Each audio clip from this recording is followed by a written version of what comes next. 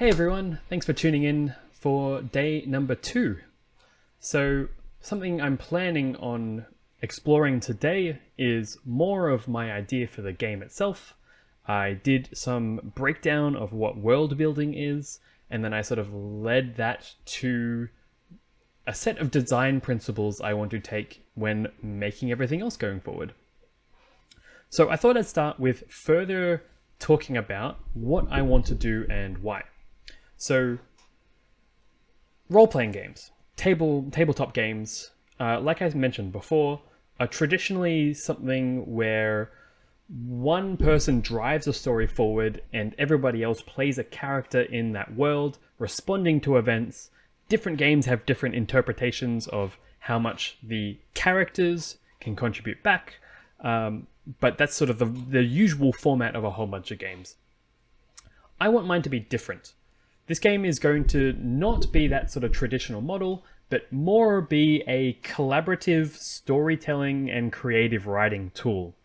Like I mentioned last week, there are a number of different tools which explore this already, or games which explore this already, and I really enjoy playing those with friends, so that's something I want to do as part of my effort as well, in that this will be a game where you start with nothing and build up a world and its people and what they do in a very creative writing-esque kind of manner, but leveraging all that sort of collaboration, building off ideas other people have goodness. So in order to build a world-building game, I need to understand what is world-building, which is what I spent most of my time on today. So I'll sort of take you through the journey that I went through myself. Firstly, I sort of sat there and said, what is actually world building? What is a world? What are you building? And went through a whole bunch of different ideas, anything that crossed through my head. Obviously, locations, people, different factions or people who have power in the world. But that works at a very high level. I also wanted some of the low-level stuff. What language do people speak? What's some slang words that they use? What sayings do they use? What kinds of food do people eat? What are their history? What gets passed down from one generation to another? What is both the way the world works and also what rules and laws do people have? What makes it feel immersive? What makes it feel lived in, like this could have been a real place with real people? There's a lot to explore there, and that led me to the first sort of journey, which is people do this all the time, especially authors. People who write works of fiction that aren't set in our world generally have to go through this process of exploring what do you need to do to set up another world.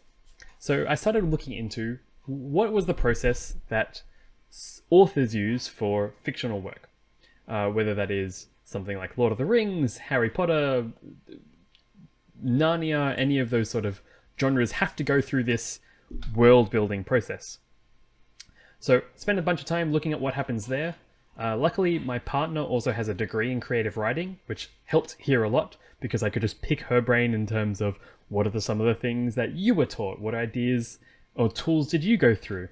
I placed a whole bunch of them down there. Creative writing exercises. A really key idea that popped out of that was writing small things very often. In that, one, it's good practice for writing, and like an instrument, you get better at it over time. But two, often small things add up to something bigger, which is quite fun. I really love the idea of opening sentences. So once there was a time where there was conflict, who were the people involved? Idea cards came up a lot. For example, here is something called Observation Deck, which is really just a big old deck of prompts for things like an outsider arrives in town. Who are they? That kind of stuff. A lot of ideas here in terms of just keep throwing ideas out there, even if they're small. You'll keep the good ones, you'll throw away the bad ones. That's okay. Something I really like is a couple of journal-style games I've found and sort of read about in the past as well, where you write a bunch of small stories, and again, that adds up to build a world. So Journey's a really good example here. Journey You take the perspective of a traveler through your lands and tell very short stories about them stopping off in different locations. What food did they eat? Who did they talk to? What did they find different? It's almost like a backpacker through Europe diary kind of game, which is kind of fun. Or there's a 10,000-year-old vampire and artifact, which are both about an idea of you are this timeless being. What do you observe over time? How does culture change? How do ideas change? Who do you interact with? Who owns you, if it's in the case of an artifact? I like that over time aspect as well. It's quite fun. I took a bunch of these and started looking at how do you make those collaborative? And this is where a whole bunch of work in terms of improvised storytelling, improvised theatre, a lot of those sort of rules play into it. Any sort of, again, collaborative storytelling game factors in here. Everybody's heard of yes and. You say yes to something and build upon that idea over time. One part which was kind of fun there was this rephrasing that to say, yes, the thing you said is true, but because that is true, that means this other thing is now true. So an example here is magic can destroy buildings. One, that's kind of terrifying. So how does the world react to that? Do they have some sort of anti-magic protection? Do they develop some way to reinforce buildings so that this can't happen? Do people just not invest in buildings as much? That cause and effect aspect is a lot of fun. The other main idea to take out of there is add details but leave room.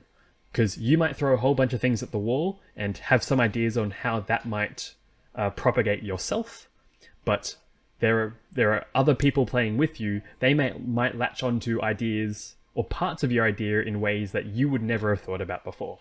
And that's where I think all the fun, juicy storytelling comes in, where you all sort of build this narrative together in a way that you couldn't have done by yourself. So I took a look at all of that. I also found this really nifty infographic on different things to consider when building a world. I'm sure I will come back to this later in terms of how do I factor these different things into the game. But I wanted to take all these ideas to put together a set of design philosophies. So what are the key things I want to remember when making rules for a game or when deciding between different options? I know I also like rabbit hole quite a lot, so hopefully this will be a nice check-in mechanism. So I'll quickly go over what I came up with. Firstly, create a game I would love to play. Kind of speaks for itself, but I want it to be something you enjoy, and I want every moment in that journey to feel enjoyable, not just something that you sort of go through and it's kind of only fun in the end when you take a zoom out look. Something that's really important in games is every decision you make being meaningful. And I want to see if I can apply that here. I just mentioned it, leaving gaps, very important, both for a collaborative storytelling model, but also it's okay for things to be ambiguous. Mythology and legends and all that sort of stuff itself are quite ambiguous by design. So I think that thematically matches well. I want bottom up.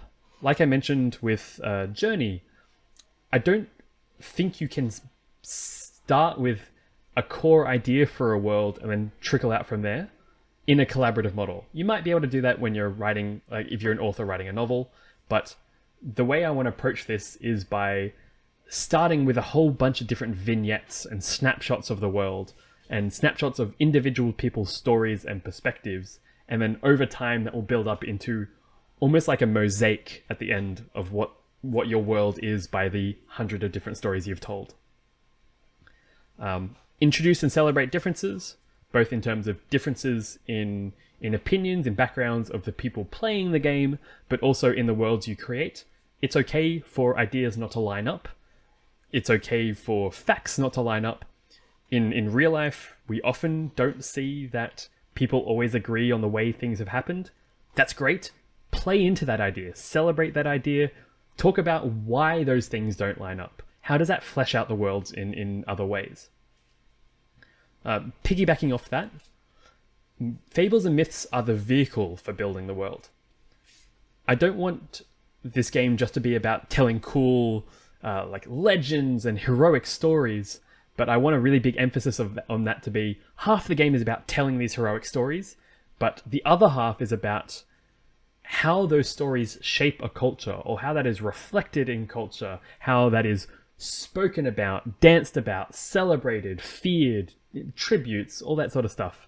How do these over-the-top stories form a quite realistic and lived-in world, even if that world itself has, you know, fantasy and magic or rocket ships or anything like that.